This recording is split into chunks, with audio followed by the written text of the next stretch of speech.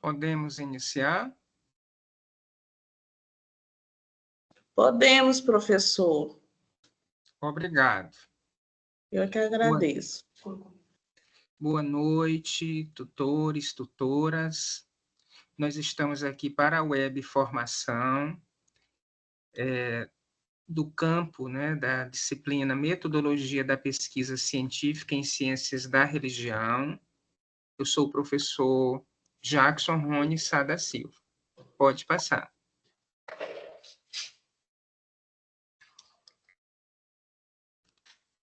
Bom, é importante que a gente faça esse primeiro momento, né, para conhecer um pouco da minha formação acadêmica.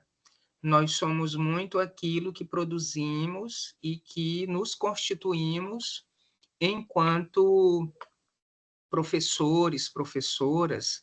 Então, essa dimensão da gente poder também dizer, né, de que lugar nós falamos, de onde viemos, qual o processo formativo, isso também ajuda nessa dimensão da construção do conhecimento científico Os outros compreendem lá e eu não compreendo. E especificamente no campo da metodologia Porque o problema está na internet. científica. Alguém gostaria de falar? Não, mas tem o áudio, meu problema é a internet. Eu vou olhar aqui. Pessoal, Olá. cuidado com o áudio. Tem um áudio ligado e está interrompendo a apresentação do professor Jackson. Atentem para o fone de vocês, por favor.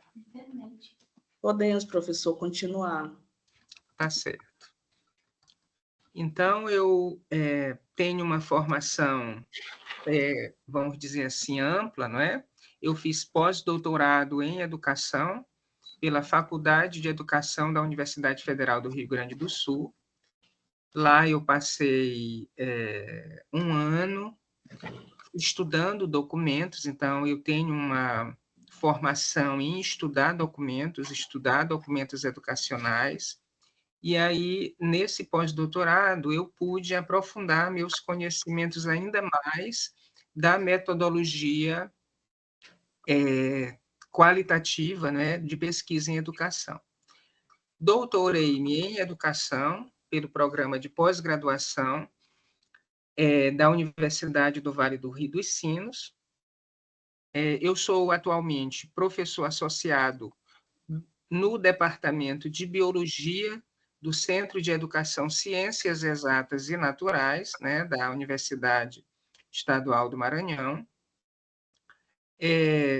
Sou professor do doutorado em ensino da Rede Nordeste de Ensino Renoem, também chamado PPGEM, né? É um PPG que a UEMA hoje é parceira, vamos dizer assim, de uma rede de universidades estaduais e federais na formação de doutores no campo do ensino. Inclusive, nós estamos na segunda turma já fazendo seleção.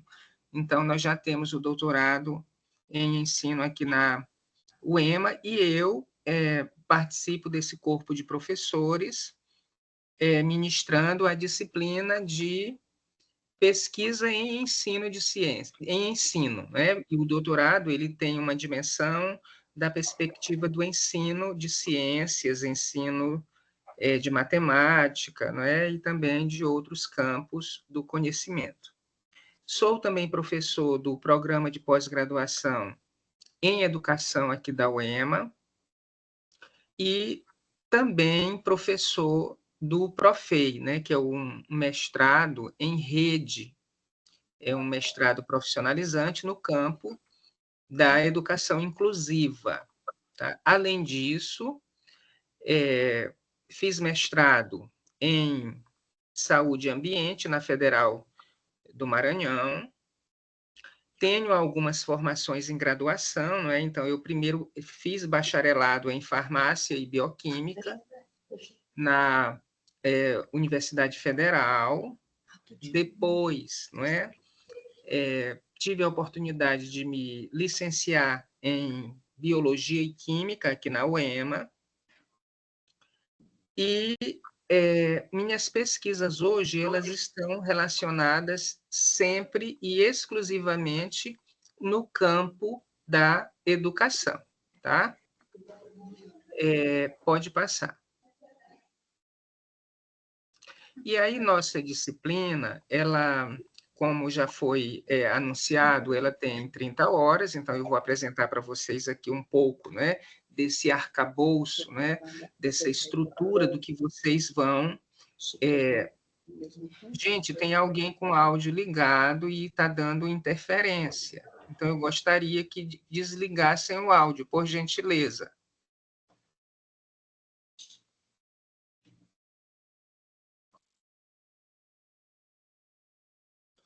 Então, a disciplina Metodologia da Pesquisa Científica em Ciências da Religião, ela apresenta os pressupostos epistemológicos desse campo, né? Então, essa palavra epistemologia é uma palavra, né, que vocês, tutores, precisam conhecer mais, então essa é uma palavra-chave importante, né, para a metodologia da pesquisa ou da metodologia científica, né, a epistemologia. Então, essa disciplina ela apresenta esses aspectos epistemológicos, ou seja, esses aspectos da construção do conhecimento. Então, episteme, não é? Conhecimento, ciência. Então, a disciplina vai apresentar como, não é, o estudante do curso de especialização em ciência da religião constrói o conhecimento específico desse campo, tá? Também eu vou apresentar as principais abordagens, métodos, técnicas e instrumentos de coleta e análise de dados, que viabilizam a elaboração de trabalhos científicos e a produção do conhecimento da área. Então, é importante que vocês, tutores, tutoras, já centralizem algumas palavras-chave do que vocês irão, nessas 30 horas, trabalhar com os estudantes da especialização. Então, compreender o que é ciência, o que é ciência, ou o que são as ciências das religiões, compreender essa... Volte o slide anterior, por favor. Compreender como isso se conecta à área da ciência, né? Porque o curso de especialização ele é um curso que ele está baseado nos pressupostos da ciência para a formação desses professores e professoras para poder discutir religiões, e aí eu quero colocar aqui no plural, não é? Para discutir as religiões, né? E como elas se manifestam culturalmente. E existe pesquisa para isso. E a pesquisa para as ciências das religiões é a mesma para as outras ciências. Nós vamos usar os mesmos métodos e as mesmas técnicas. Agora, o objeto de conhecimento, ele é específico, tá? Que é a cultura religiosa, que é a cultura ou as culturas das religiões. Então, atentem para isso, nesse plural, porque nós sabemos que existem diferentes manifestações culturais religiosas. Lógico que existem algumas que são hegemônicas, outras não. Algumas que são ressaltadas, outras não. Então, é importante que a gente compreenda essa episteme. E aí, a disciplina também vai produzir em vocês uma habilidade de falar sobre os métodos, sobre as técnicas, sobre os instrumentos de coleta de dados, sobre como analisar os dados, né, para a elaboração do TCC, né, do trabalho de conclusão de curso, né, num formato específico, né, que são os artigos. Pode passar ao slide, por gentileza. E aí nós temos uma ementa, né? A ementa são aqueles pontos centrais da disciplina, né? Então, a ementa dá um resumo daquilo que a gente vai ampliar, que vai debulhar, não é? Que vai ampliar, que vai pormenorizar durante as 30 horas, né? Então, metodologia da pesquisa científica em ciências da religião, nós vamos discutir, conhecer, orientar os estudantes sobre o conhecimento científico e as influências das correntes epistêmicas na produção científica, né? Então, quais são as correntes de pensamento na ciência, né? Já que ciências da religião é um campo das ciências humanas. Então, é um campo das ciências humanas. Então, que epistemologias são essas? Das ciências humanas, né? Então, nós vamos conhecer essas linhas de pensamento e estimular o estudante a aprofundar-se nessas linhas de pensamento.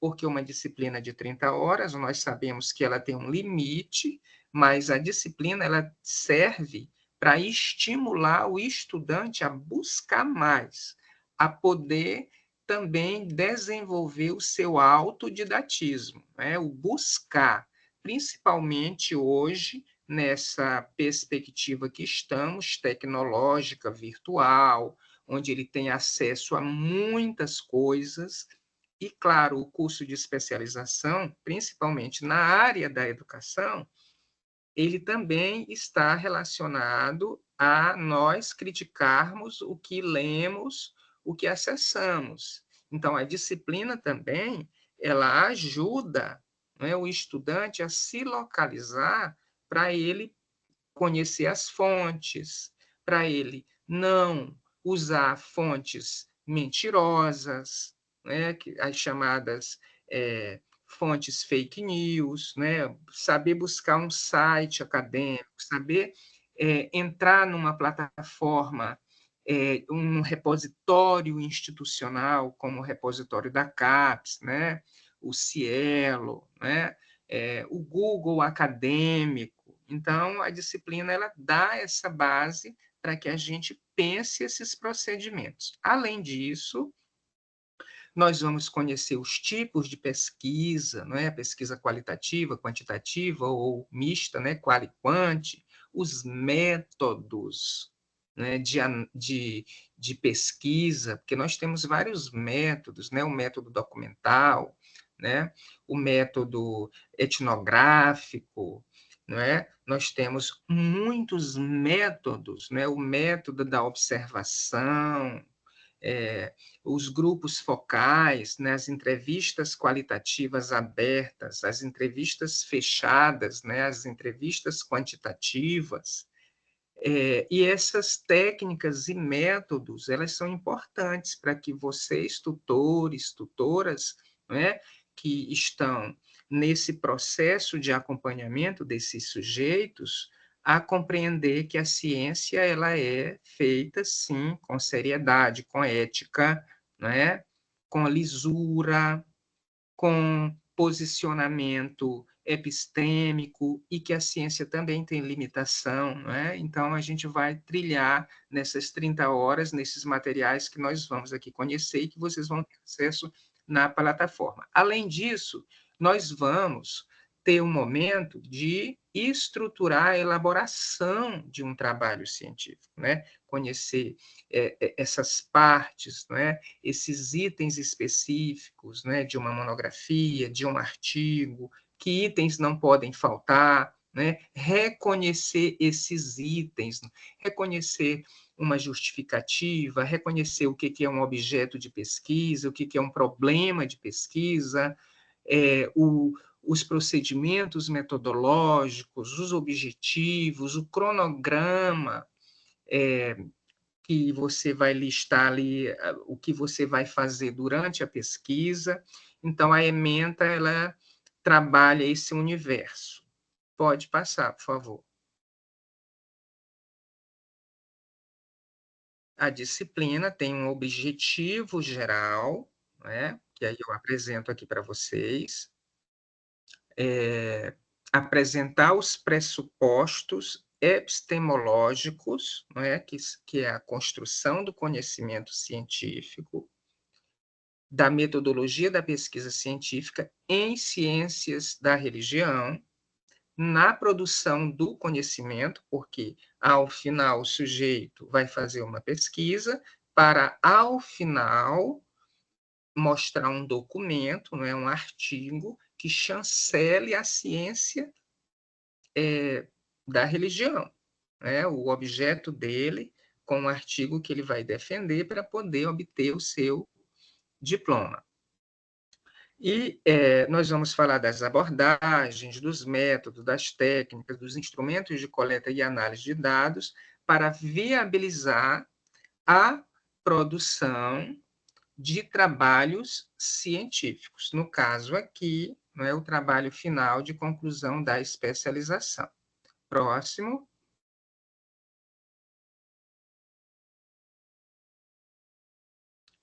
A disciplina tem objetivos específicos, que são os detalhamentos do objetivo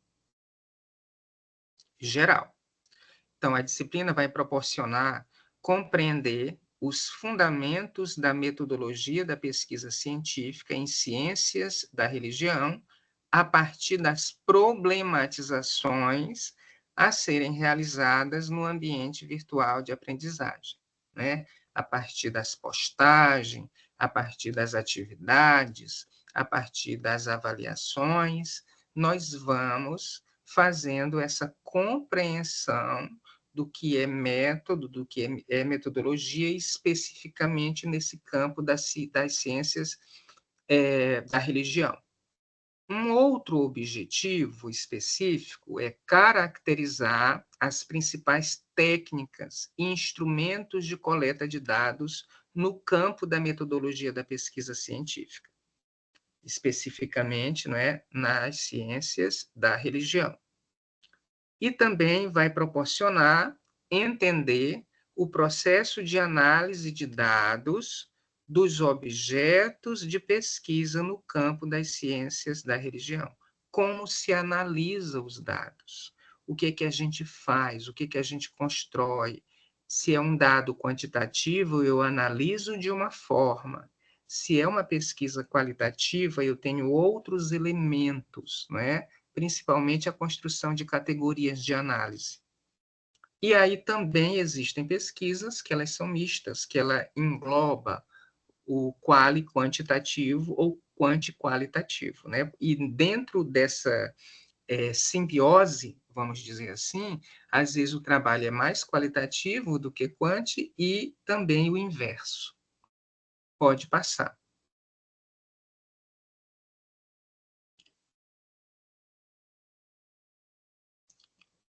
E aqui nós temos o mapa da disciplina, que ele faz uma síntese daquilo que vamos percorrer nessas 30 horas, né? Então, nós estamos aqui apresentando a disciplina, conhecendo esse plano desse ensino mais específico para poder orientar tutores e tutoras. Nós vamos ter na unidade 1, né, o item, né, dos objetos do conhecimento, né, os conteúdos, o conhecimento científico e as abordagens de pesquisa. Aqui a gente vai entender o que é o conhecimento científico, né? O que é um conhecimento comum, né? O senso comum, a experiência, né? Porque quem trabalha também no campo das ciências da religião tem que estar muito atento, né? O pesquisador, a pesquisadora ou o estudante que está pesquisando, compreender as experiências religiosas e transformar isso em método de análise, né? O pesquisador ele tem essa função de enxergar essas experiências e ver o que tem ali de produtivo e compreender a produção disso na sociedade. Então, essa é a função do estudioso em ciências da religião. E aí, nessa primeira unidade, nós vamos ter uma discussão perguntando se é ciência ou ciências, né? Entendendo que são ciências, mas existe a ciência específica de cada campo. Vamos falar dos conhecimentos científicos, né? O conhecimento científico e suas características, porque tem, né? O conhecimento científico ele é metódico, ele é sistemático, ele tem um passo a passo, ele não é do nada, ele tem uma perspectiva de organização, conhecimento científico. Nós vamos compreender características da pesquisa quantitativa, o que é, por que ela é quantitativa, o método de análise dela, que é o método estatístico, que produz os processos dedutivos da universalização dos dados, né? Então, a pesquisa quantitativa tem essas características de tentar fazer o processo dedutivo, de generalizar, de tornar as coisas totais. Já a pesquisa qualitativa não é assim. A pesquisa qualitativa tem uma perspectiva mais indutivista, né? É do particular para o geral, não tem pretensões de generalização, ela contribui para generalizar, mas ela não tem pretensões de generalização. Então, a gente vai conhecer essas perspectivas, e aqui eu já adianto, né, que vocês devam estimular os estudantes que vão estar sob a responsabilidade da tutoria de vocês a produzir pesquisas no campo qualitativo. Não é que eu queira que seja assim, e nem ache que a pesquisa quantitativa não serve. Não é isso. Eu estou aqui tentando fazer vocês olharem para isso, porque ciências da religião entra no campo da cultura, entra no campo das ciências humanas. E as ciências humanas, elas têm dificuldade de serem quantificadas, né, para colocar num padrão. Então, a pesquisa qualitativa ela é mais flexível, ela tem um olhar diferente para o dado. Tá? Então, a gente vai precisar explicar isso para o estudante, essas características e essas diferenças. Claro que os estudantes, quando forem fazer o TCC, tiverem os diferentes professores orientadores, e o orientador fazer a condução para uma pesquisa quantitativa, não é errado. Mas ele tem que entender a lógica da pesquisa quantitativa e os limites dela também, assim como a pesquisa qualitativa tem limites.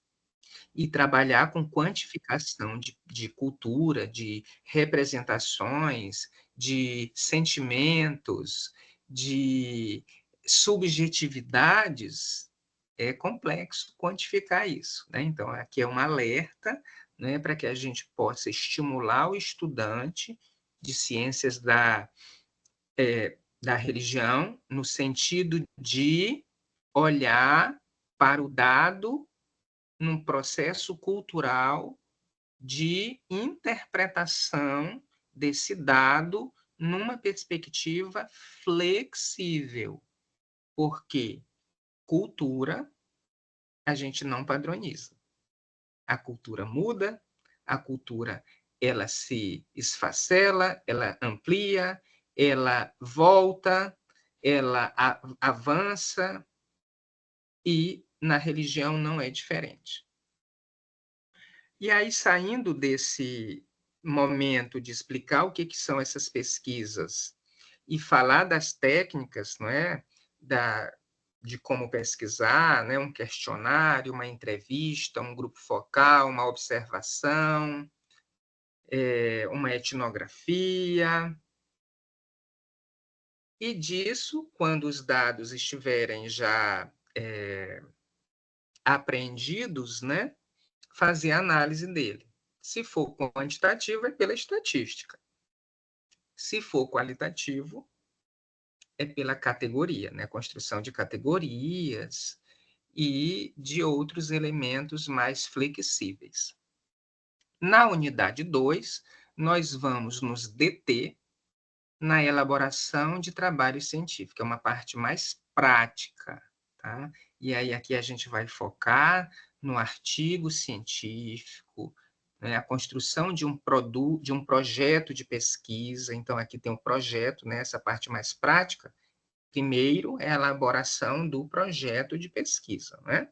Que é aquele texto que ele é um vir a ser, que ele ainda está frágil, para que ele se torne uma pesquisa quando for ao campo. Mas nós precisamos construir, eles precisam, os estudantes e elas, construir um projeto de pesquisa, né? Aí nós vamos trabalhar a escrita do texto científico, né? Falar um pouco desses elementos, dessa construção e estruturação. E, por fim, nós vamos ter a avaliação, que é aquele momento final da disciplina, que vamos trabalhar especificamente com artigo científico e o reconhecimento das suas partes constituintes pelo aluno, que aí ele vai ter um momento virtual, né, na plataforma, que eu vou já explicar para vocês como vai se dar esse processo avaliativo, mas também vai ter um momento, né, presencial lá na tutoria, né, no local específico, onde eles vão apresentar algumas informações. Próximo, por favor.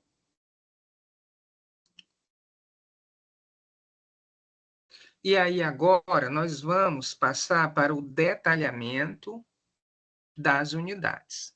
Próximo.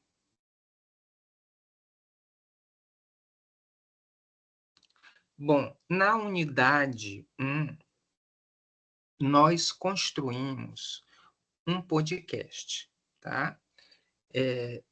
Eu fiz um trabalho juntamente com o professor Yuri Almeida. Ele produziu um discurso no formato de entrevista, falando, né, nesse podcast. Então vocês vão ter acesso depois para poder assistir, os alunos também. Nós discutimos nesse podcast as relações, né, entre crenças e evidências, né?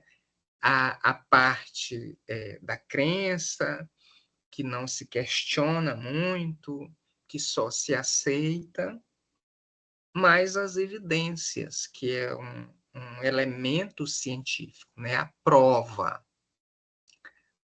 as relações entre ciência e religião. Então, vai ser muito interessante do estudante perceber a complementaridade dessas duas áreas. E aí, aqui entra, né, um cuidado didático e metodológico para vocês, professores, tutores, né, que a gente vai ter que trabalhar com o estudante não a ideia de separação nem segmentação das áreas, mas é trabalhar com eles a ideia de complementaridade, a ideia de que as áreas conversem, que essas duas áreas, elas são importantes culturalmente.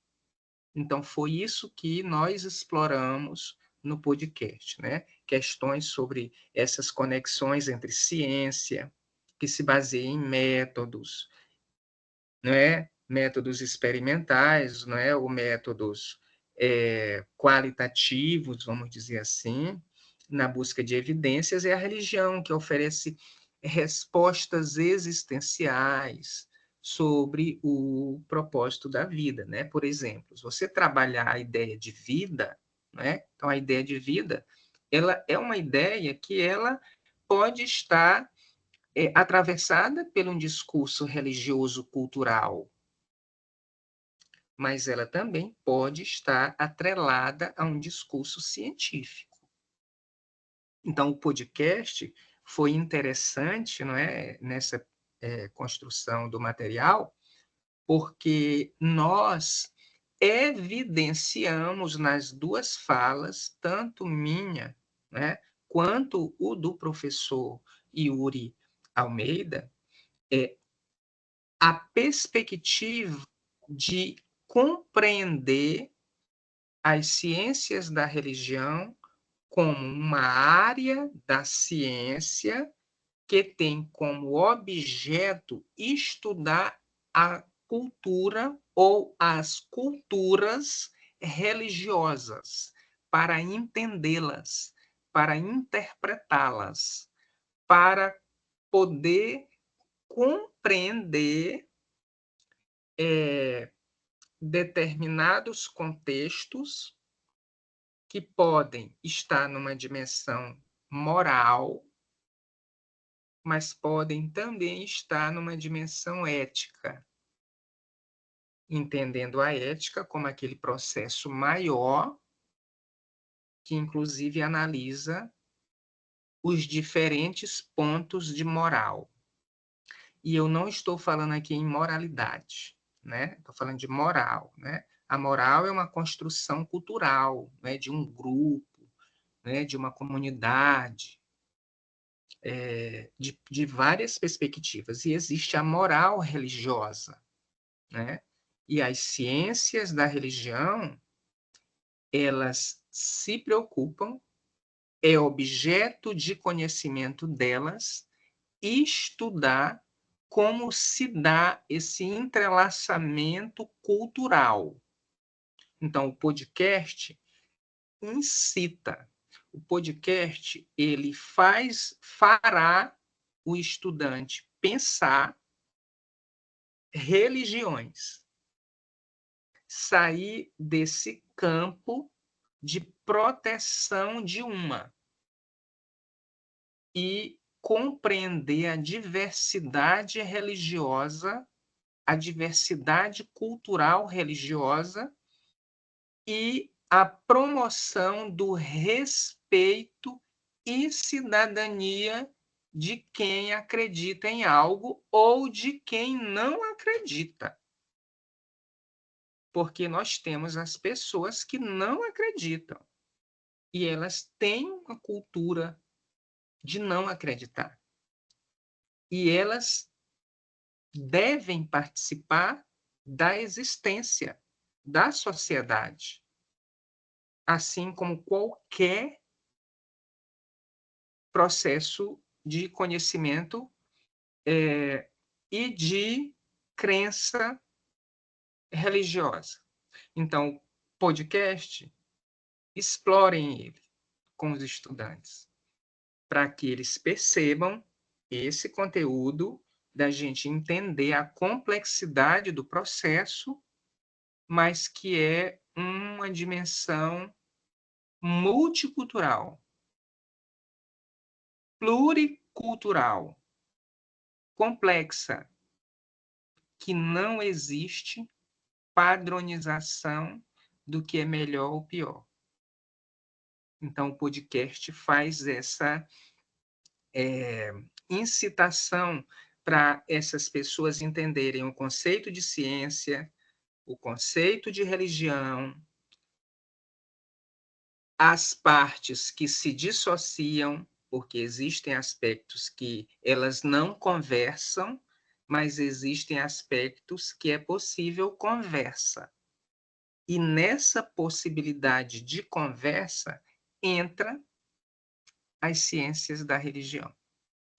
E produzir no estudante uma crítica para ele não achar que está fazendo um curso de especialização para ser proselitista, para fazer proselitismo, para fazer defesa ferro a fogo de um tipo de religião. A ideia não é essa do curso, a ideia da filosofia das ciências da religião não é essa de proselitismo. Então, essa é uma novidade que o podcast traz e também o ementário do curso. Próxima, por favor. Dentro dessa primeira unidade, os estudantes deverão ser estimulados para realizar leituras. Leituras acadêmicas que discutem os objetos de ciências da religião. Lembrar, e aí eu quero aqui, não é ensinar, porque todos que estão nesta sala são professores, passaram por uma graduação, sabem minimamente, né, e até de forma aprofundada também, o que é o método científico, o que é a metodologia. Então, aqui, não estou ensinando nada que ninguém saiba. Eu estou chamando a atenção para algumas coisas importantes. Primeiro, nós precisamos estimular os nossos estudantes da graduação, da pós-graduação, quem é professor do ensino fundamental e médio, da educação infantil, nós temos que estimular a leitura. No caso específico da pós-graduação e lato sensu, e aqui nesse campo, a leitura é fundamental. Até para o estudante compreender os paradoxos, as contradições, as complexidades, né? As linhas de pensamento, porque elas divergem, as linhas não convergem sempre. Então, nessa primeira unidade, nós temos um conjunto de artigos, né, que nós vamos explorar com os cursistas, e nós temos a bibliografia básica e a bibliografia complementar, que vai dar esse suporte, e vocês precisam estimular essas pessoas a lerem. Nessa perspectiva, nós temos um artigo que foi planejado, né, escolhido, que ele se intitula Ciência da Religião e Teologia, há diferenças de pressupostos explicativos, né? Aí nesse artigo aqui fazendo uma síntese, né? É importante que o aluno, ao ler esse artigo, ele compreenda as diferenças entre ciência da religião e teologia, né?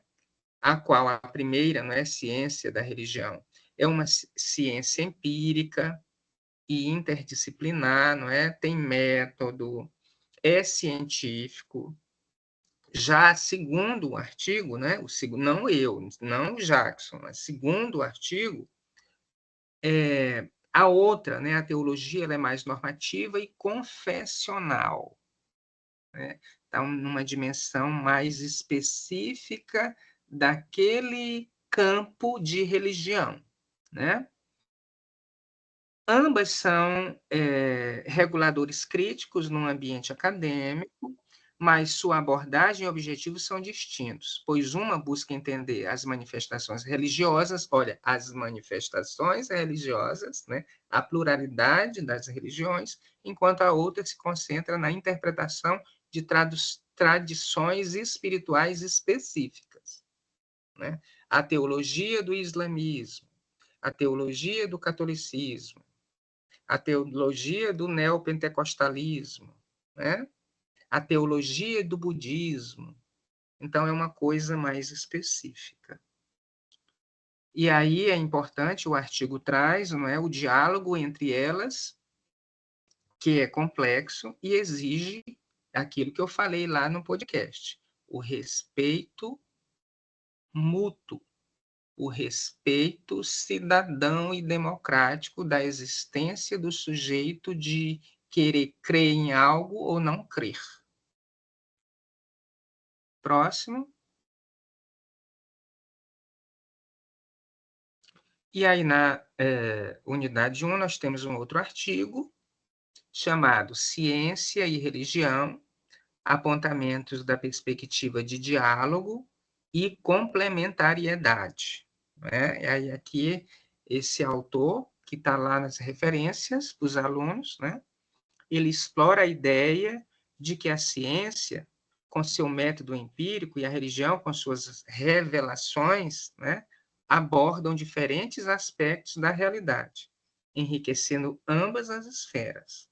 Ou seja, busca pela verdade deve ser um esforço conjunto, promovendo um entendimento mais profundo e evitando conflitos. Conflitos haverão, né? Mas se olhar para isso e evitar isso.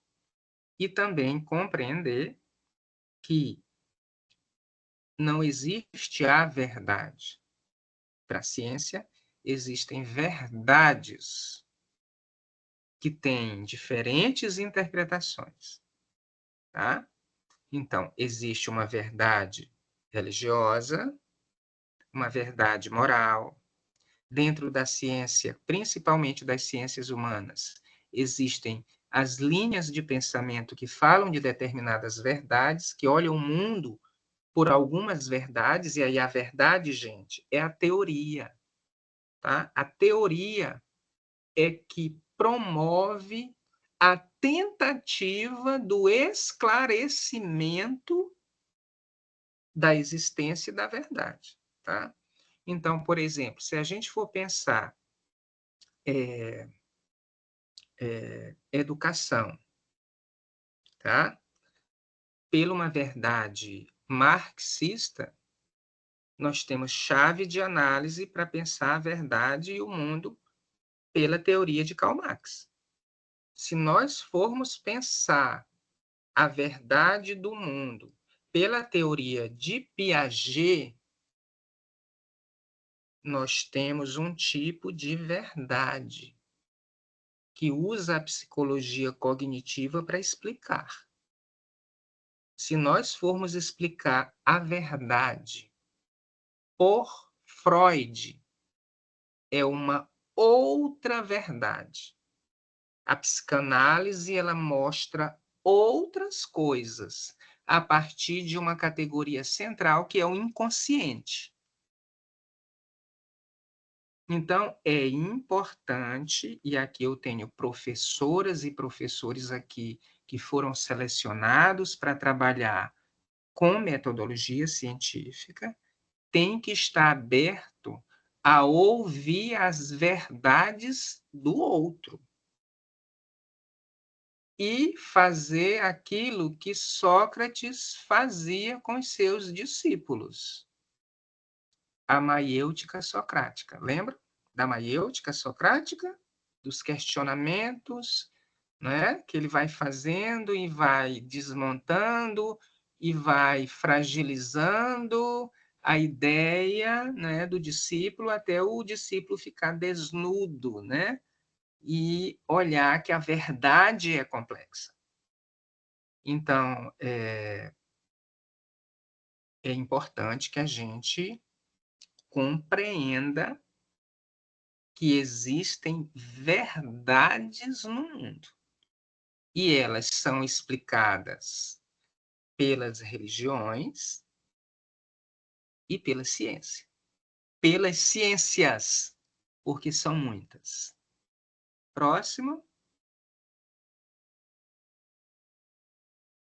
Temos um outro artigo, né, que está na unidade 1, que vai ser explorado por vocês e os estudantes, chamado Diálogos entre Ciência e Religião, a temática sobre a ótica de futuros professores. Aqui já entra o campo da educação. Aqui já entra uma discussão das religiões na educação. E nós sabemos que está lá na LDB, né? Está lá na LDB, está lá na Constituição, está nos movimentos, não é, de entidades que defendem as ciências das religiões no currículo, mas um currículo multicultural, não é algo uno de uma religião específica. Então, isso atravessa a formação dos docentes. Essas pessoas que foram selecionadas para o curso de especialização em Ciências da Religião do EMANET, o qual está vinculado agora a vocês, tutores, tem um objetivo: formar professores, professoras, para, inclusive, ajudar a sair do equívoco como se ensina e aprende religião nas escolas. Porque a ideia ela é cidadã, democrática e cultural, para que as manifestações existam e que a gente promova o respeito. E aí esse artigo, ele investiga, né, essa relação entre ciência e religião a partir de graduandos entrevistados, né? Foi uma pesquisa realizada com questionários, entrevistas, e revela, né, variações significativas nas concepções dos alunos sobre a forma de abordar esses temas, né, religiosos em sala de aula. Além de destacar a importância de uma abordagem, né, que eu não considero neutra, né, de uma abordagem cuidadosa. Aí aqui eu já faço uma crítica, né, como leitor, né? Não existe neutralidade no mundo, gente. A gente busca elementos para o processo de imparcialidade, mas ninguém é neutro. Nem as pesquisas quantitativas, estatísticas, elas não são neutras, porque elas têm ali elementos de um sujeito que produz e elabora, né? Mas o artigo é importante porque ele faz uma reflexão, né, na formação desses professores, considerando a influência das crenças religiosas na educação básica. É um artigo muito interessante, e aí também se apropriem para vocês fazerem esses encaminhamentos na plataforma com os estudantes. Próximo. E aí nós vamos entrar na unidade 2, né? Nós fizemos, né, a equipe aqui do EMANET, produzimos as videoaulas, então a gente tem lá também para acessar, os alunos, vocês, as videoaulas já especificamente para tratar do tema da pesquisa. Então, nessa primeira videoaula, nós temos os tipos de pesquisa e também vamos abordar de uma forma didática, né, professoral, vamos dizer assim, o projeto de pesquisa. Tá? Nessa videoaula, né, você encontrará informações, né, mais informações sobre as diferentes maneiras de pesquisar, bem como as instruções para a construção de um projeto de pesquisa.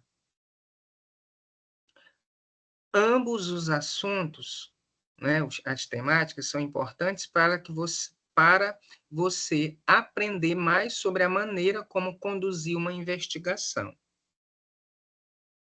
E aí é importante que o estudante preste atenção nessa videoaula, que lá se caracteriza esses elementos dos tipos de pesquisa e o projeto de pesquisa com seus elementos. Próximo.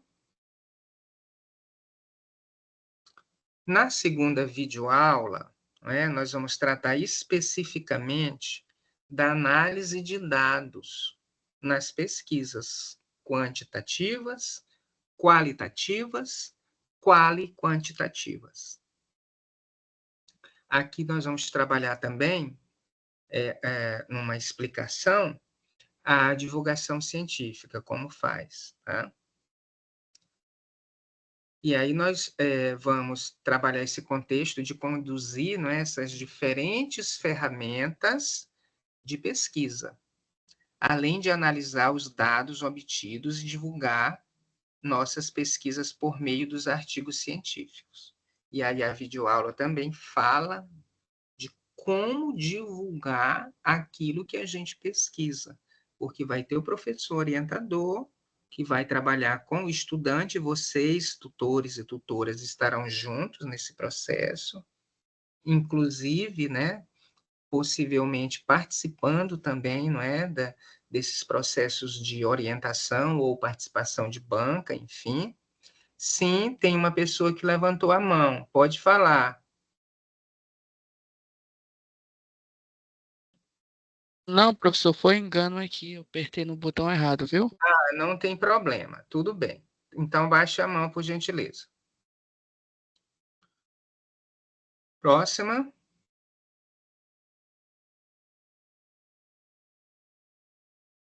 Nessa unidade tem um material que foi construído que ele é muito interessante, né? Os designers, né, pedagógicos, né, as pessoas que me orientaram, né, me ajudaram a pensar naquilo que vem se chamando de pista de aprendizagem. É um texto, tá? É um texto que ele é autoral, né? Um texto que eu produzi. Claro que houve ali, né, a contribuição dos designers, mas esse texto que nós chamamos aqui de pista de aprendizagem é um material rico em diferentes aspectos que vocês e os estudantes vão ter acesso. Nessa pista, você poderá aprender um pouco mais sobre a metodologia da pesquisa científica, sob diferentes olhares, né, possibilidades, e com sugestões de materiais que estão disponíveis na internet e promovem uma reflexão sobre como a pesquisa científica pode estar em nosso cotidiano sem percebermos. Aqui se faz uma discussão muito interessante, né, questionando, não é? A gente pode estar num ambiente qualquer, não é? Na igreja, né? Ou tomando um sorvete ou no cinema, pode surgir questões científicas, né? Como é que a gente lida com essas perguntas que fazemos de coisas que nos incomodam, que vão se transformar em objetos de pesquisa e que são problemas de pesquisa, que são as perguntas, né? Aqui também eu falo sobre a dificuldade que a gente precisa superar sobre leitura e escrita, porque nós sabemos disso e não é novidade, o que eu estou dizendo não é algo esplêndido que ninguém nunca disse, o que eu estou aqui é reafirmando o que as teses dizem, né? Principalmente as teses psicológicas e socioculturais. Quanto mais a gente lê, a gente consegue construir uma escrita de qualidade admirável.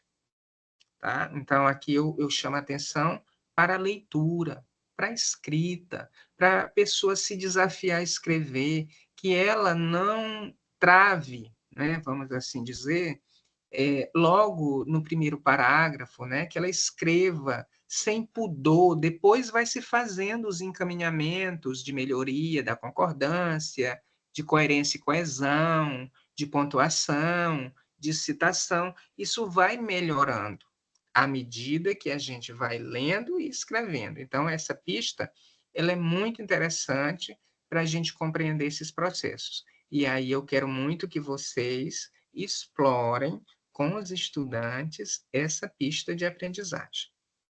Próximo.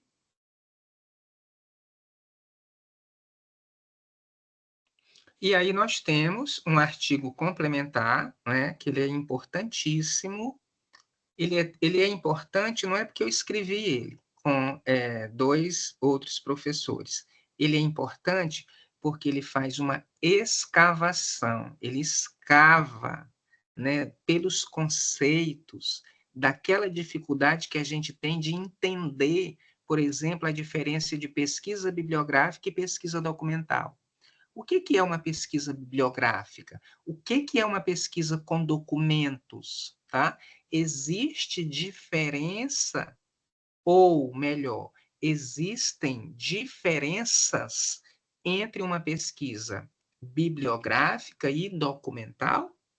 Esse artigo ele vai ajudar vocês e os estudantes a entender que existem diferenças, né? Que a pesquisa bibliográfica ela tem uma metódica, ela tem uma retórica, ela tem uma metodologia de explorar os autores. Vai entender também que uma pesquisa documental, a gente tem documentos que nunca foram acessados, que nunca ninguém investigou, né? Que são as fontes primárias. Que um documento a gente tem que ler com cuidado. Tá? Um documento ele fala de época, ele fala de quem escreveu, ele fala da classe social, de quem escreveu e de quem reproduziu. Tá? Que documento não é só texto escrito, né? Nós temos outros tipos de documento, né? A produção audiovisual é documento, uma tela de arte é um documento, né? Um vaso antigo é um documento, a internet é um documento. Então, esse artigo ele é muito interessante para que vocês trabalhem com os estudantes essas diferenças essenciais dessas etapas de análise. Como se analisa um documento, tá? Tem lá as etapas de analisar um documento. E tem também a diferença da pesquisa bibliográfica, que não necessariamente tem a ver com pesquisa documental. A pesquisa documental ela é muito mais profunda, ela tem muito mais exigência de método. E quem faz pesquisa documental tem que cuidar para entender o que é um documento, que ele é conceituado, ele tem muitas características, o documento. Próximo. Vou agora fazer um comentário mais conceitual, mais epistêmico, e está no material também, está nas videoaulas, está na pista de aprendizagem, essas informações aqui que eu vou trazer para vocês de forma resumida, didática, para que vocês entendam como explorar o material com os estudantes. Considerações sobre o projeto de pesquisa. Conceito, organização e formulação. Primeira coisa que eu queria dizer para vocês, tutores e tutoras aqui do EMANET. Muita gente confunde projeto com pesquisa em desenvolvimento, com pesquisa concluída. Então, gente, é importante que na tutoria vocês acompanhem os estudantes para que eles não confundam. Por exemplo, tem gente que bota ainda conclusão em projeto. Conclusão não é item de projeto. Nós podemos ter um item lá no projeto, resultados esperados. E o verbo de um projeto é no futuro. O verbo de uma pesquisa em andamento, que já não é mais projeto, é pesquisa em desenvolvimento, é uma outra dinâmica, o verbo. O verbo de uma pesquisa concluída, que tem conclusão, está no passado. Então, a gente só precisa cuidar com essas coisas, e a gente ainda, e vocês, eu sei que tem experiência na graduação, eu sei que aqui tem professor que é de faculdade, eu sei que tem professor que orienta TCC aqui, eu sei que aqui tem professor mestre e doutor, E isso que eu estou dizendo não é novidade, mas eu estou chamando a atenção porque existe uma confusão ainda dos estudantes. E a gente tem que estar atento a isso. Projeto é um texto frágil, é um texto hipotético, é um texto que ele é bem escrito, né, se tiver os elementos todos, mas ele ainda não foi desenvolvido. Um projeto é o que eu estou chamando aqui de um vir a ser. Pode ser um resultado de uma pesquisa quando ela for realizada, mas um projeto, ele é um texto de linguagem com verbo no futuro. O projeto se constitui em uma materialidade discursiva, ou seja, em um texto que tem lá argumentos que anuncia um futuro a ser perseguido, né? Trilhado, superado, resolvido, consolidado. Projeto não é pesquisa. Projeto é a anunciação de uma pesquisa que acontecerá. Isso precisa ficar claro para os estudantes. Um projeto é uma anunciação, uma intenção detalhada, com aqueles itens que eu estou lembrando sempre vocês: título, introdução, objetivos, justificativa, objeto de pesquisa a gente tem que reconhecer lá dentro do projeto, problemas de pesquisa que são as perguntas, a metodologia que vai desenvolver. Você pode pensar nos resultados esperados, né? Você vai ter um cronograma, você pode ter anexos e apêndices, as referências, né? Que não pode faltar. Então, ele é um texto que ele é bem elaborado, mas um projeto não é um texto epistemicamente forte, porque ele é uma intenção. Próximo.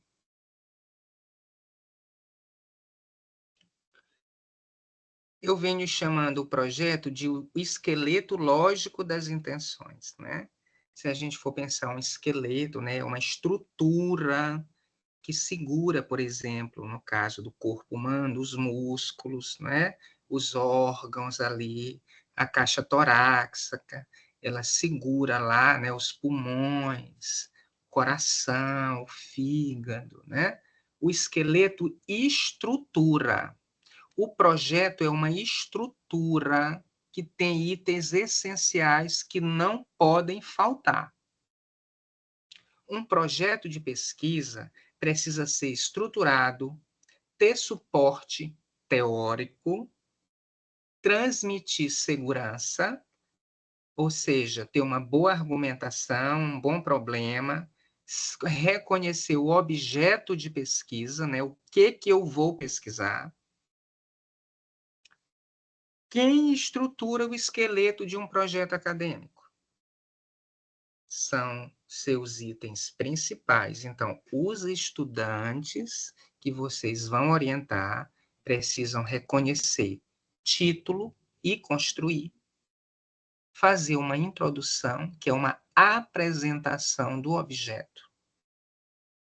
Justificar, dar a importância ao objeto que vai pesquisar, fazendo o argumento da importância, fazendo uma boa revisão de literatura,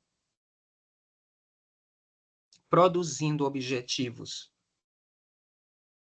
exequíveis, claros, usando verbos coerentes, desenhar a metodologia de forma clara, anunciando se ela é qualitativa, quantitativa, quali-quanti, né?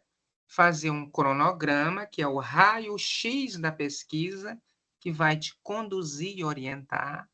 E aqui a gente tem que cuidar, porque a gente não tem muito tempo.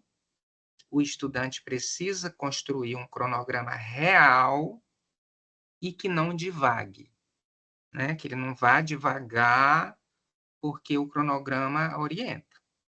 E, logicamente, as referências. Próximo.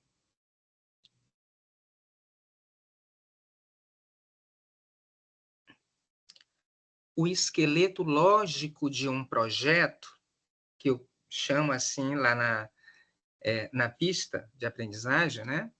Precisa de cadência. Um projeto tem que ter cadência. O que é isso, gente? Tem que ter coerência entre os itens. Por exemplo, o meu título, ele tem que conversar com minha introdução.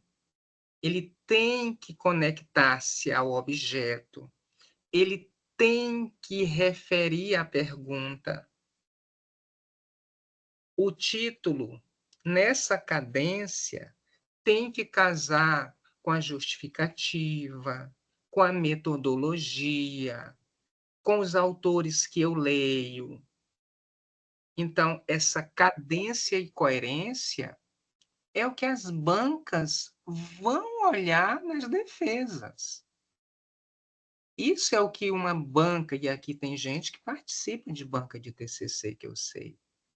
A gente vai olhar essa cadência e coerência. Então, eu acredito que isso é importante, que a gente tenha o cuidado de olhar isso num projeto, tá? Porque existem projetos que isso não está coerente. E aí está frágil, e aí é reprovado, né?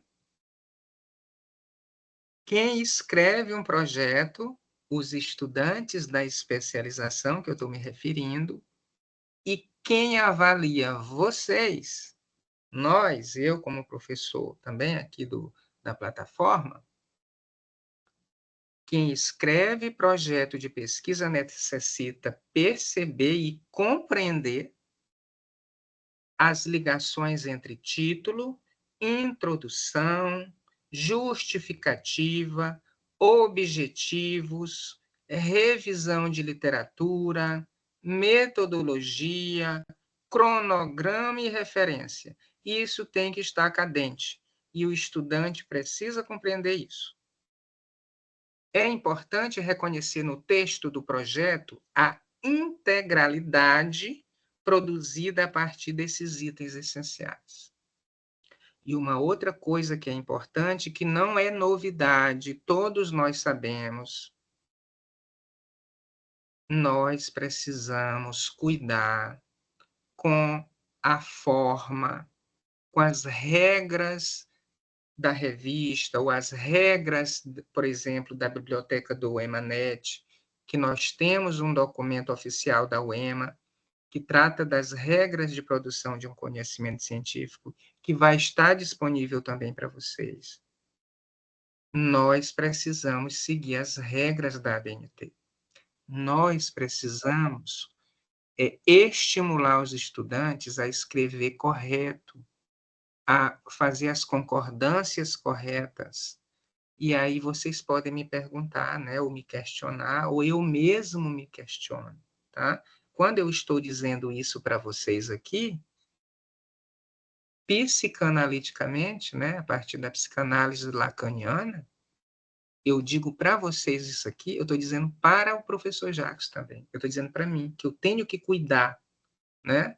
Então, se um projeto está mal escrito, ele vai ser mal avaliado. Se ele tem um português deficiente, ele vai ser mal avaliado. Então, ou eu cuido pessoalmente com o meu orientador disso e assumo, ou nós chamamos uma pessoa para corrigir. É ético a gente corrigir e a gente pedir auxílio de correção para, por exemplo, um revisor de português. E isso a gente tem que dizer para os alunos. Ah, tu tem limite na escrita? Então faz o projeto, organiza, e uma pessoa vai corrigir o português, porque é importante. O que tira pessoas de seleção de mestrado e doutorado, por exemplo, está relacionado também com a escrita, que não tem um cuidado gramatical e ortográfico. É importante isso, gente. Eu, particularmente, quando não consigo e tenho um limite com o português, eu consulto uma pessoa para poder fazer a revisão. É importante. Então, falem também isso para os estudantes. Próxima. Aqui numa dimensão de síntese, né, relembrando para vocês alguns conceitos em pesquisa para a construção de um projeto, tá? Então, os estudantes também confundem muito, tá? Eu já confundi quando era estudante de graduação, na especialização eu já confundi, comecei a olhar isso com cuidado no mestrado e principalmente no doutorado. Mas todos nós já confundimos tema e título, né? Os estudantes confundem. Então, eu queria conversar com vocês aqui nessa perspectiva de lembrar algumas coisas que são essenciais, tá? Primeiro, sempre parte do maior, né, do macro, tá? Então, por exemplo, quando a gente fala de campo do conhecimento, é uma coisa muito ampla, tá? Por exemplo, ciências da religião é um campo, tem muita coisa dentro disso.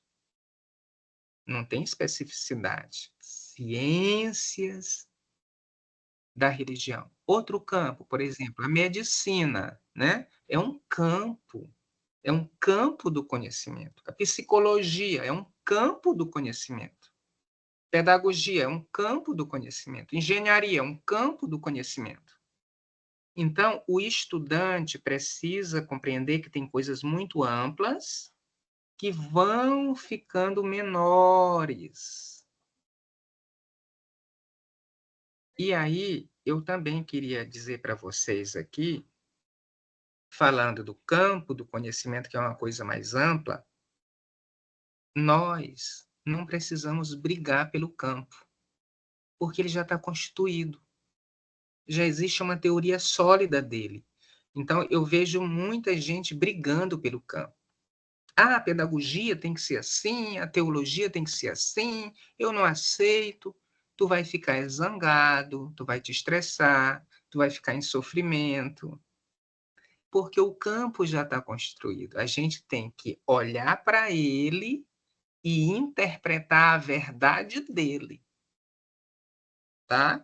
Se a gente for pensar no campo da física, ela se estrutura pela matemática.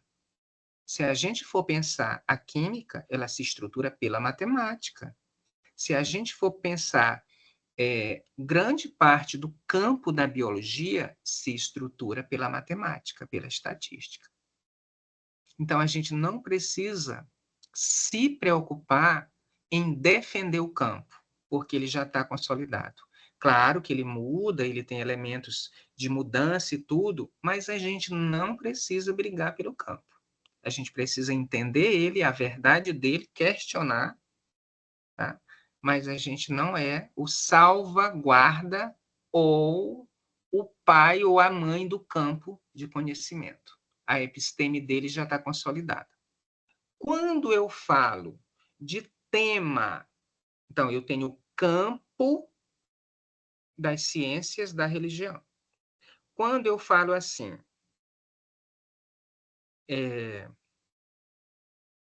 religião budista, religião neopentecostal, religião católica, é um tema. Ele sai do campo, ele já fica menor, mas é um tema e ainda é amplo. Tema é amplo. O aluno chega com tema e diz que é título. Não é, tá? Porque o título é uma especificidade do tema. Então, eu posso dizer representações sociais de estudantes do ensino médio sobre o budismo em escolas públicas de São Luís do Maranhão, ou em escolas públicas de Codó, ou em escolas públicas de Imperatriz.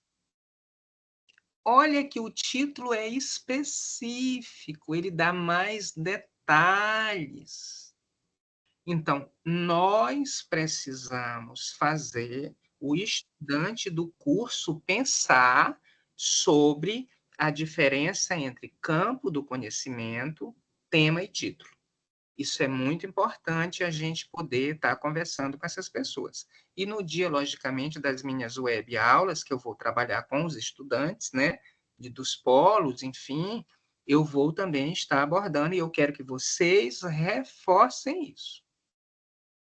Um outro item que é fundamental é o problema de pesquisa. Gente, o problema de pesquisa é uma pergunta, né? Quais as representações sociais de estudantes do ensino médio sobre as pessoas neopentecostais? Interrogação. Problema. Problema é uma pergunta. Pode ser uma pergunta indireta sem ou interrogação? Pode. Mas, geralmente, a gente faz o problema de pesquisa. O que é o problema? O problema não é um problema. O problema é aquilo que a gente vai querer conhecer e vai querer escavar o objeto de pesquisa, que eu vou já falar do objeto. O problema é uma pergunta que a gente faz para aquilo que a gente quer conhecer. O objeto de pesquisa é aquilo que a gente quer conhecer. Por exemplo, representações sociais de professores e professoras da educação infantil sobre o cristianismo. Qual é o objeto? O objeto é o que eu quero pesquisar. Então, o objeto são as representações sociais. A gente vai captar o objeto como? Como se capta o objeto? Pela entrevista, pela observação, que são as técnicas, né? Que você apreende o objeto. Então, o objeto é aquilo que eu vou conhecer, é aquilo que eu vou escavar, é aquilo que eu vou tentar enquadrar para estudar a partir das minhas perguntas, que é o problema de pesquisa. Hipóteses. As pessoas confundem muito hipótese e problema de pesquisa. Problema de pesquisa é uma pergunta. A hipótese é o quê? A resposta prévia. A hipótese sempre ela é fraca. Pela palavra a gente observa. Hipo, baixo, pouco. É uma tese frágil, é uma tese simples, é uma tese que não tem consistência, a hipótese. Mas a hipótese é uma afirmação da pergunta que a gente faz, que é o problema. Então, quando eu digo assim, quais as representações sociais de professores e professoras da educação infantil sobre o cristianismo? Aí a pesquisadora e o pesquisador têm uma hipótese. Aí ela vai dizer assim, né, uma das hipóteses. As representações sociais de professores e professoras da educação infantil são representações do cristianismo que estão ligadas à ideia romântica, né, da Companhia de Jesus, dos jesuítas. Ponto. É a minha hipótese. É o que eu defendo ali previamente. Ela só vai ser tese quando tu pesquisar e encontrar se isso é ou não. Aí ela sai da ideia de hipótese e se constitui tese, que é forte, que é defendida pela teoria. Nas pesquisas qualitativas, nós não gostamos muito de chamar de hipótese, porque hipótese se remete muito à dimensão quantitativa, né? Nós chamamos de pressupostos. Tá? Os pressupostos são as hipóteses, né? Mas numa dimensão mais qualitativa. Justificativa é o momento lá do projeto que eu dou a importância.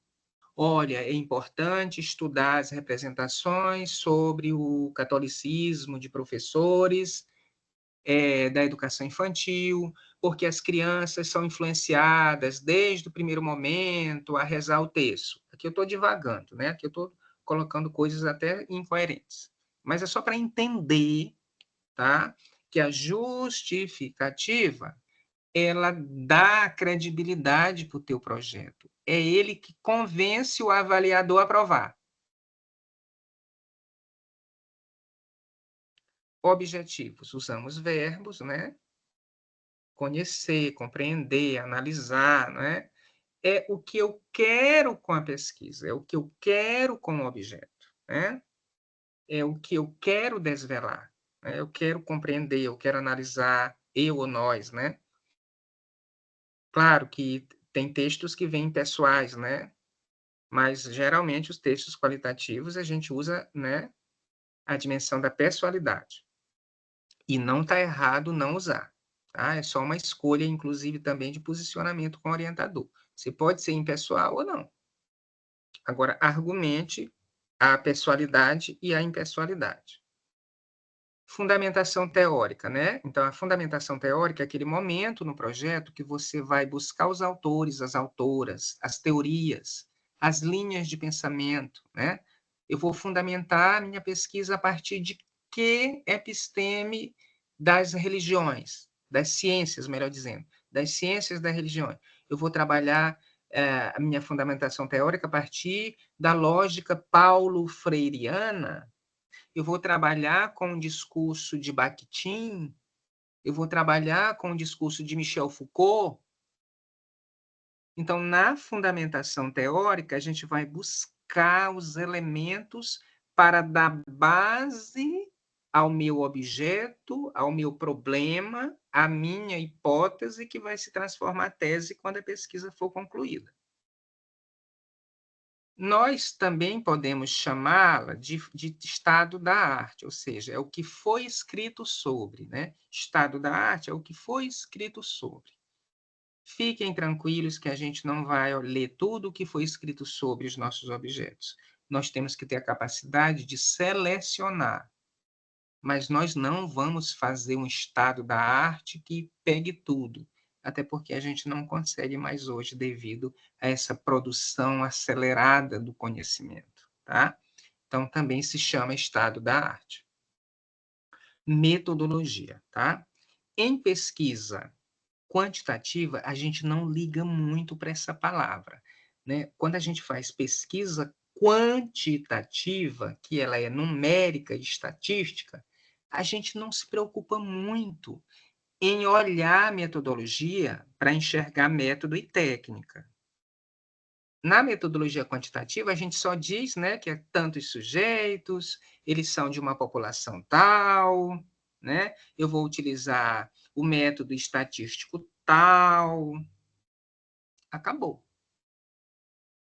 Mas quem for fazer pesquisa qualitativa, quando ele olhar o item metodologia, ou ela, tem que cuidar, porque metodologia é a somatória do método mais a técnica. Em pesquisa qualitativa, método é a linha de pensamento que eu uso para reconhecer e estudar o meu objeto. E técnica é aquela parte mais instrumental, né? Eu vou utilizar. O que é a técnica? É a entrevista, é o questionário, é o grupo focal, né? É a triangulação do dado.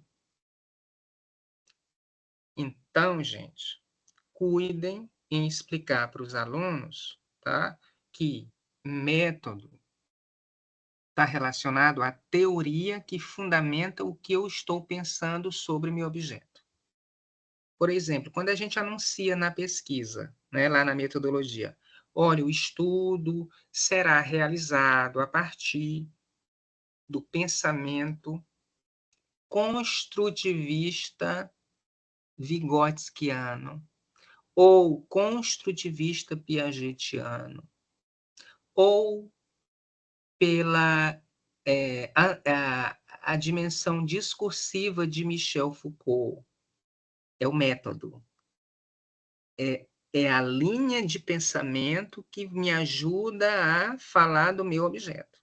E aí eu vou usar uma técnica que eu vou aprender o dado, né, a fala, se for numa entrevista, eu vou transcrever, eu vou analisar, enfim. Então, só cuidem para essa diferenciação, principalmente no plano da pesquisa qualitativa. E o cronograma, que são aquelas informações que eu digo, olha, período tal eu vou fazer isso, eu vou coletar os dados, período tal eu vou visitar a biblioteca ou vou visitar a escola, período tal eu vou trabalhar a categorização dos dados. E num projeto também tem resultados esperados, né? A gente imagina o que vai encontrar e a gente pode botar. A gente só não pode botar aqui encontrou, ou seja, conclusão. Não, projeto não tem conclusão. E cuidar com o uso dos verbos no projeto, que eu já falei para vocês que a gente usa, né, a dimensão do futuro. Próximo.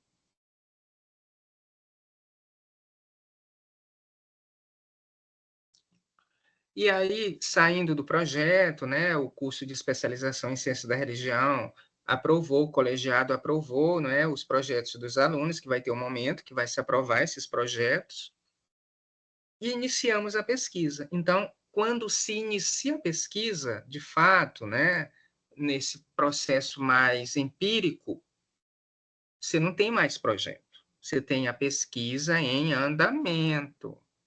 Está sendo feito, está sendo realizado. Coletamos até o momento esses dados. Essa é a linguagem. Porque, às vezes, a gente apresenta pesquisa em andamento em congresso. Não apresenta? A gente não apresenta pesquisa em andamento? Então, a gente cuida. Não vai usar mais futuro, né? A gente tem que cuidar com os verbos. E não são conclusões, né? São resultados parciais. Claro que a gente pode fazer o desenho das primeiras conclusões, mas ainda muito incipiente, muito primário, né? Ainda não tem muita coisa, não. E numa pesquisa finalizada, né? Que não é projeto, é pesquisa que já finalizou, que veio de um projeto, também, né? A gente vai usar outros verbos, né? Encontramos, compreendemos dessa forma, detectamos. Então, já é outro tempo verbal. E, logicamente, os resultados finais com a conclusão fechada, tá? Que é a tese, né? Que a gente, no final, dá a tese do que a gente produziu. Próximo.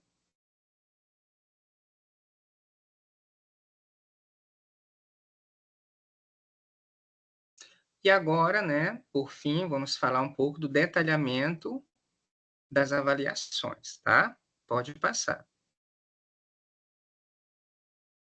Então, a avaliação principal que foi produzido para o curso, tá? Então, o estudante, ele vai analisar um artigo científico, tá?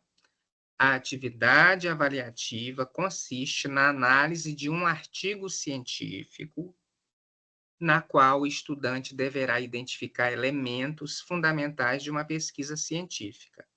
Então, nesse artigo que ele vai, né, buscar, que ele vai escolher, até da área que ele quer pesquisar, né, o seu objeto, numa plataforma, né, qualificada, ele vai buscar esse artigo e vai ler o artigo e vai tentar, e nesse processo de tentativa, ele vai achurar, ele vai pintar numa cor, né, o problema de pesquisa. Então, ele detectou o problema, está aqui, ó. No artigo, o problema está aqui. Então, ele achura, não é? Ele faz o processo de detecção daquele trecho ali que diz que é o problema. Aí ele vai detectar a justificativa. Onde é que está o texto da justificativa, né? Qual parágrafo ali? Aí ele também pinta, achura. Objetivo. Fundamentação teórica e metodologia. O processo é dividido em 2 etapas nessa análise do artigo. Pode passar.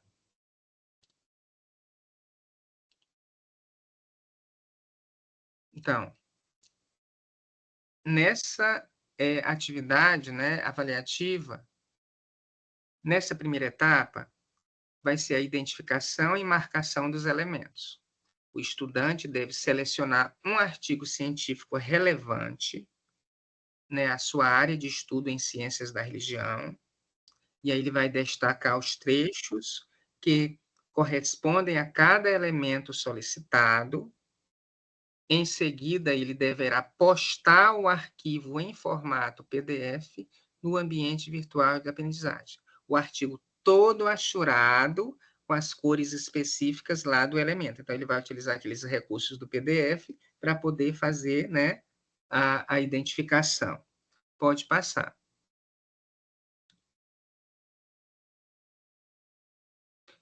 Vejamos o quadro com as orientações, tá? Então, tem um artigo, que aí o estudante ele vai ser orientado por vocês, né, para que ele identifique o título, tá?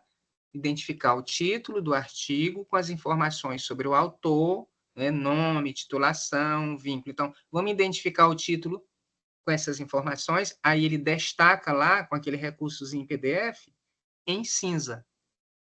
Título do artigo e as informações do autor, né, etc. Bom, então agora o estudante, ao ler o artigo dele, que ele selecionou para depois postar lá, ele vai destacar em vermelho o problema.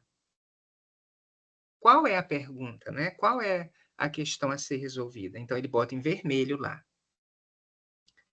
Bom, em amarelo, ele vai achurar, né? Ele vai marcar a justificativa, né? Que é a relevância do tema. Ele vai ver onde é que lá diz que aquela pesquisa é relevante. Por que será pesquisado? Qual a importância disso? Ele vai destacar também os objetivos, né? Em verde. Aí, lógico, ele tem que olhar lá os verbos, né? No texto, onde diz lá os objetivos. Aí ele destaca em verde. Fundamentação teórica, ele vai destacar em azul, né? A base teórica do artigo, que trata dos conceitos utilizados na pesquisa, né? Então, que base teórica foi, né? É um texto que trabalha com a ideia de construtivismo piagetiano, né? Enfim, ele vai ver lá o destaque dos autores e vai ser em azul. Metodologia, vai destacar lá como será pesquisado, quais os procedimentos que serão utilizados para a coleta e análise dos dados, vai ser análise como? É por categorias de análise? Como vai ser feito? Aí ele bota em laranja. Então, ele destaca tudo isso, né, que é a avaliação dele, e aí ele vai postar o artigo lá no ambiente para vocês corrigirem, tá? Pode passar.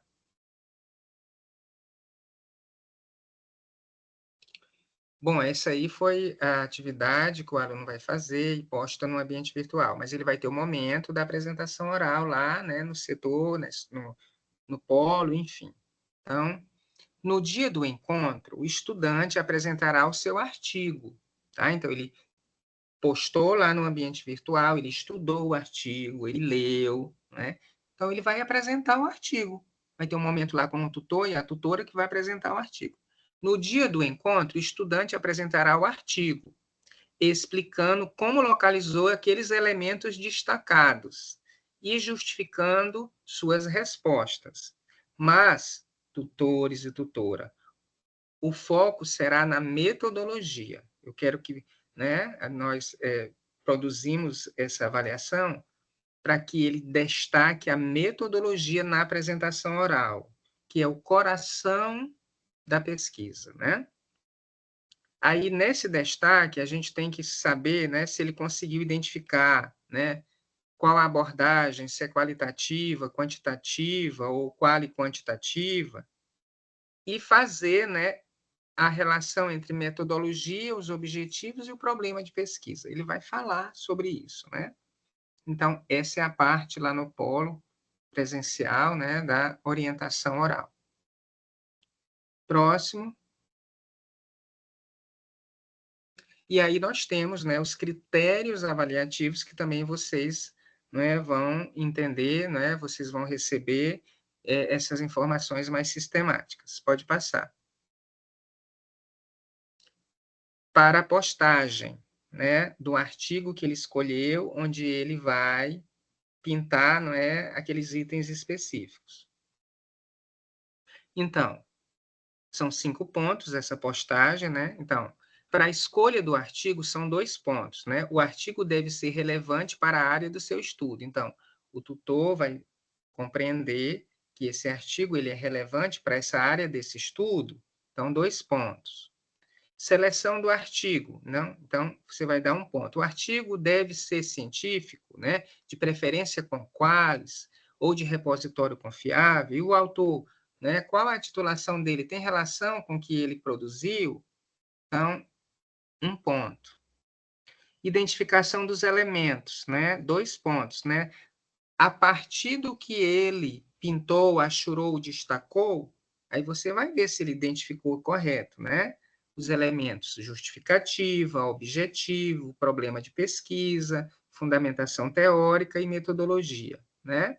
E marque os trechos no artigo. Então, 2 pontos. Então, aí dá um total de 5 pontos.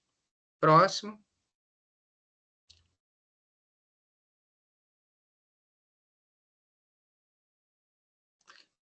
A parte da apresentação, mais 5 pontos. Então, na apresentação, observar a explicitação da metodologia, 2,5 pontos, né? Para que ele explique a abordagem, né, da pesquisa, se é quali, se é quanti, se é combinada, e como os dados são tratados, né? Relação da metodologia com os objetivos e problema, 1,5 ponto, né? Mostrar como a metodologia se conecta ao problema de pesquisa e aos objetivos do estudo.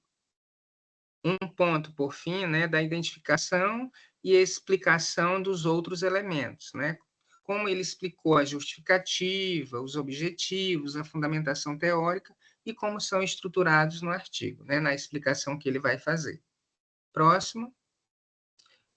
Professor Jacques, só um instante, porque tem tutores falando que eles não estão conseguindo, acho que acompanhar a partir de um determinado. Eu não estou te ouvindo aqui.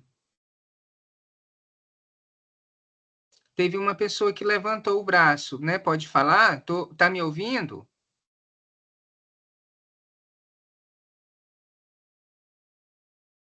Estão me ouvindo, gente? Estamos, professor. É a Pois é, professora então, Marlene. A pois internet é, dela que está travando. eu acho que é a dela. E a pessoa que levantou o braço queria falar? Pode falar. Espera aí que a internet aqui caiu. Professores, vocês estão conseguindo visualizar os slides? Positivo. Eu estou. Não, eu não estou. Caiu. Não, a tela não está aparecendo nada aqui para mim, professora. Mas aí eu nem estou desde o começo na mesma posição. E será que aconteceu, então? Você não quer tentar sair, eu te admitir de novo, entrar? Isso, porque eu estou olhando a nós tela aqui temos- normal. Eu que estou apresentando, que na realidade eu não estou apresentando. Quem está fazendo isso é a professora que Marlene. está me auxiliando, a professora Marlene. Eu estou vendo. Isso. Tem alguém que está vendo a tela? Eu estou vendo a tela, professor. Estou vendo, professor. Ótimo, No dispositivo celular. certo. Eu estou Então, vendo desde o início, professor. Está tudo ok com os certo. slides. Ótimo, muito bom. Então, o problema é da pessoa com a conexão ou com a rede lá. Então, vamos fazer o que a Marlene solicitou. Sai e entra de novo, tá? Tudo bem? Vou dar continuidade, então, né? Tem alguém que queria fazer uma pergunta? Eu estou vendo uma pessoa aqui com a mão levantada. Eu acho que foi no momento que eu quis me posicionar. Tá, Tá bom, pois é. gente. Professor, Ok. Oi, eu estou com uma dúvida aqui. Sim. Eu sei que essa dúvida também vai surgir para os alunos, porque ele vai selecionar o artigo, né? Ele vai ter que destacar no próprio artigo que ele selecionou, ou ele pode também criar um documento em Word e transformar em PDF. Ele vai ter que destacar no documento PDF, né? Que tem lá o PDF, tem um PDF que abre para você fazer os destaques. É esse mesmo artigo destacado que ele vai postar. Ele não vai produzir outro documento. Não é isso, Aurileia? A Aurileia está aqui, ela pode me ajudar. Aurileia?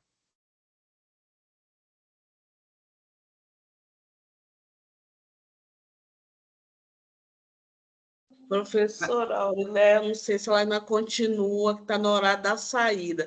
Talvez o questionamento é porque o PDF, para quem não é pago, de repente não consiga fazer essas marcações.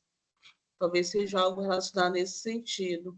Certo. O que eu vou fazer, tá? O que eu vou fazer? Eu vou colocar essa observação para a professora Aurileia, para que ela converse com a coordenadora dos tutores e dê o encaminhamento, tá bom? Mas o encaminhamento da avaliação que eu produzi e estudei com a Aurileia foi esse, do próprio PDF ser achurado, né, ser marcado, e ele ser colocado na plataforma.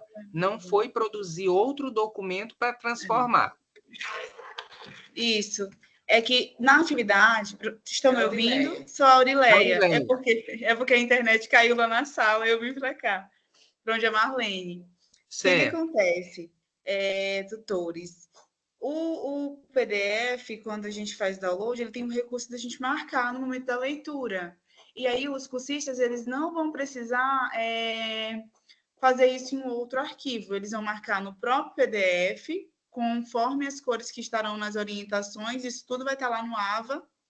E após eles fazerem as marcações, eles vão salvar e postar o artigo normal, tá? O artigo normal com as considerações deles, ou seja, os destaques conforme as cores que foram solicitadas, de acordo com os elementos do artigo. Somente no polo é que eles farão a socialização da justificativa, no encontro presencial, no encontro virtual, é que eles farão as justificativas do porquê que eles marcaram aqueles trechos, como, por exemplo, o objetivo, a metodologia, a justificativa, e aí eles vão ter que explanar isso no momento do encontro. Ok? Pode vir, Marlene. Acho que é isso. Ok, gente. Posso dar continuidade? Eu tenho uma dúvida, posso falar? Quem é que está falando? O São João dos Patos. Certo, pode falar. Professor Jackson, esse PDF, eles vão ter que procurar por si só ou vai ter um PDF específico na atividade no AVA? Não, eles vão fazer, né, uma boa pergunta. Obrigado por você se expressar, tá? Olha só, o estudante, ele vai ser estimulado a fazer o levantamento bibliográfico nele, né?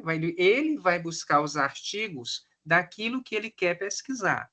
Então, é ele que vai buscar o artigo, não tem artigo selecionado. Então, ele selecionou o artigo que ele gostou, que ele achou interessante, que tem a ver com o tema que ele vai desenvolver. Aí, esse artigo que o aluno selecionou, ele vai fazer esse trabalho aqui de pintar, achurar os itens solicitados na avaliação. Deu para entender? Sim, ótimo. Só era essa dúvida mesmo. Obrigada. Nada, tá? Tem mais alguém com alguma dúvida sobre essa questão da avaliação? Fala. Pode aí. Abriu? Abriu. Pronto, só para fazer uma consideração quanto ao que o professor falou, né, sobre a escolha dos artigos.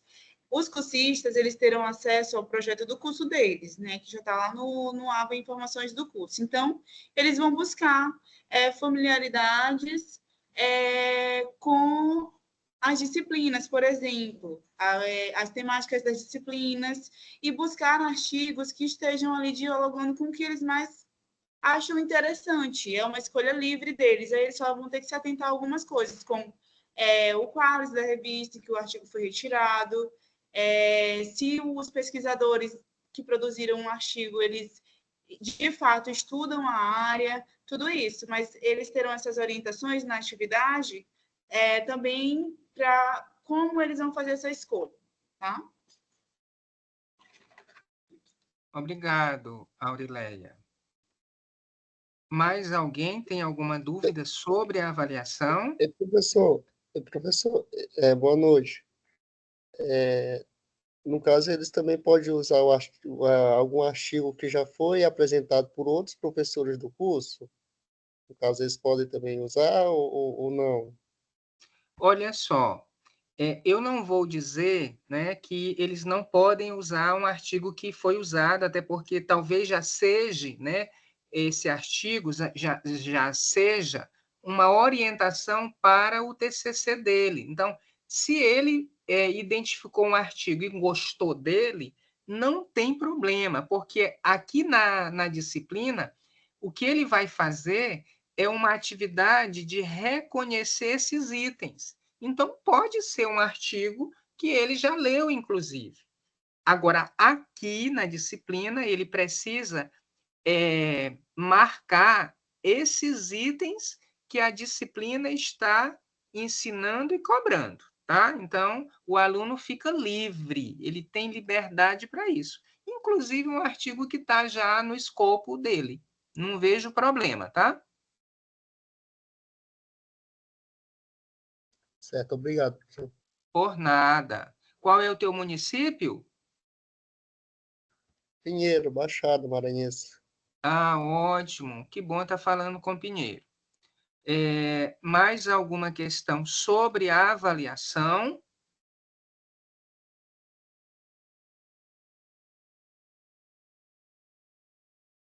Bom, então vamos seguindo aqui. Pode passar. E aí nós temos a avaliação de segunda chamada, né? Que é a reabertura da avaliação, da primeira avaliação. Então, é a reabertura dela, tá? Na avaliação final, caso ele fique, né, nessa pendência, vamos dizer assim, serão questões abertas, de no mínimo 5 e no máximo 10 questões que ele vai responder, e, claro, existe uma chave de correção para vocês. Próximo.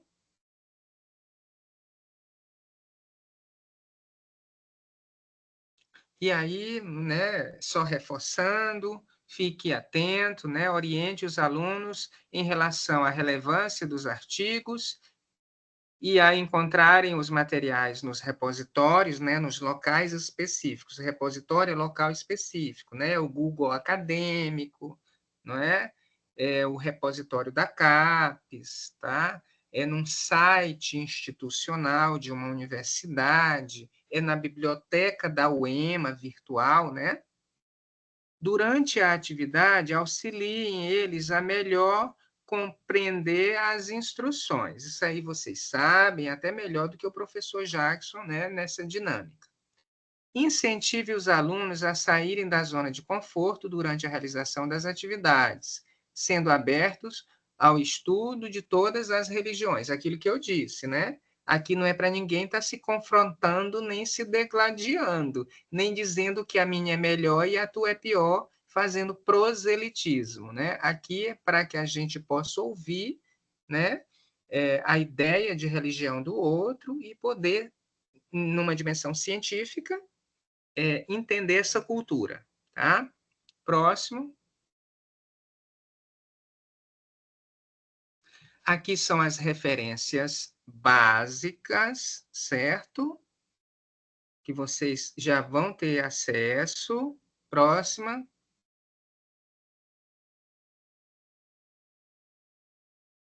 Continua as referências, pode passar. As referências complementares, que vocês podem utilizar. Próximo.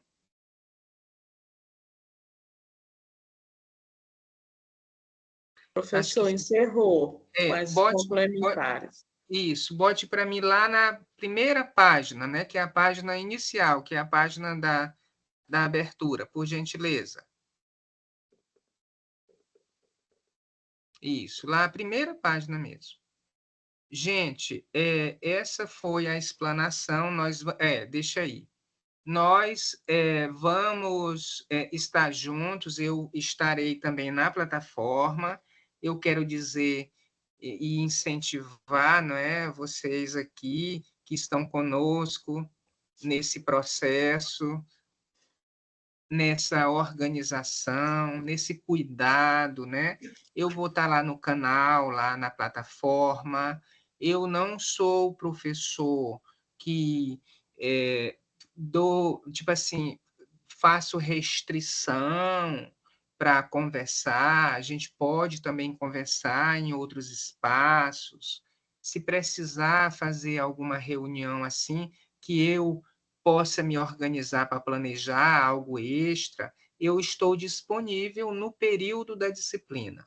Tenham no professor Jackson um professor, colega de vocês, né, que estamos juntos, né, vocês tutores e tutoras são importantíssimas para esse trabalho que foi produzido, tá?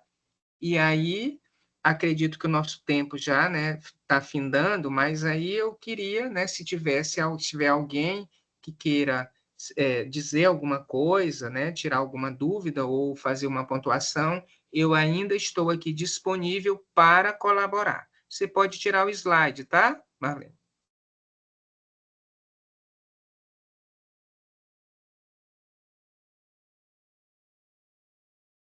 Há alguma questão que vocês gostariam de pontuar, que queriam falar, que queriam expor?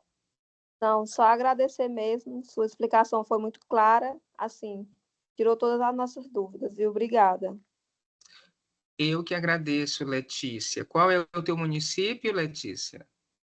Os fatos. Ah, tá certo. Que bom, né? Bom falar com você. Mais alguém?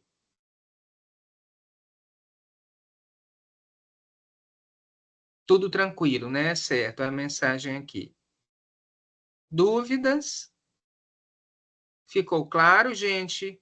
A nossa formação ficou inteligível? Vocês conseguiram compreender o processo da disciplina? Sim, professor. Ficou claríssimo. Obrigado. Nada. Bom, Marlene, então você pode fazer o encaminhamento final, tá, Marlene? Então, professor, boa noite. Obrigada pela sua excelente explanação, muito rica, foi muito reflexiva, né? Passou a disciplina com uma leveza, essa é a nossa terceira disciplina do curso, e aí o grande desafio do professor se apropriar desse material, que com certeza foi pensado com carinho, elaborado com propósito, né? De envolver os nossos cursistas e a eles mesmos, né, os nossos professores. Professor Jackson, muito obrigada. E aí os encaminhamentos vão continuar a partir do fórum Fale com o Professor, né, que é a nossa plataforma virtual de aprendizagem. Tá? A disciplina ela começará a ser visualizada a partir do dia 18, segunda-feira. É porque a gente sempre antecipa, que é para dar o tempo para o tutor, para o professor tutor estudar um pouco antes do aluno ter logo esse conhecimento, se apropriar. Mas não está liberado para os tutores também esse material. Então, a disciplina vai de 18 do 11 até o dia 20 do 12. E será esse momento, e as dúvidas poderão ser também tiradas, ou dúvida, ou sugestões, no Fórum Fale Conosco, onde o professor Jacques estará disponível, aguardando por vocês. Obrigado. Se ninguém mais vai falar também, muito obrigada a todos e a todas por participar desse momento riquíssimo. Obrigada, professor. Obrigado, boa noite a vocês e sucesso aí nos municípios com os estudantes. Nós vamos Alguém poderia abrir, desculpa, professor, alguém poderia abrir a câmera para a gente poder tirar a foto? Isso, vamos fazer, tá. Vocês me ajudem também. Tá, vamos lá, quem quer... Ótimo, obrigado, Letícia, obrigado. Isso, é o sorriso de Letícia. Isso, vamos fazer nossa foto. Ah, olha o Josiel aí. Josiel. Ah, Josiel, que bom te conhecer, Josiel. Quem mais? Tem o João Alexandre, Lorival, Taylor. Aqui tem 16, 14 tutores, certamente. Olha aí o Lourival. Que bom, Lourival. Obrigado por você. Olha, que bom. Bom estar fazendo a interação com vocês. Eu vou também estar lá na plataforma, como a Marlene disse. Vamos tirando aqui o print da tela. Vamos. Quem conseguir também... Espera aí, pessoal, ainda não. Acho que travou aqui para mim. Alguém está conseguindo? Eu tirei, tá? E eu mando para ti. Tá bom, professor. Então, no mais, boa noite. E Boa quem tirou noite. também coloca no grupo, tá bom? Isso. Tu me faz uma chamada no WhatsApp lá e eu te encaminho, tá? Tá certo. Obrigada, obrigada. Boa noite, gente. Foi um Professora prazer. Marlene. Queria lhe fazer uma pergunta, professora Marlene. Pois não. Professora Marlene, os alunos eles estão com dificuldade em pegar a declaração. Eles dizem que mandam e-mail para o curso e não estão tendo um retorno assim. Eles estão me reclamando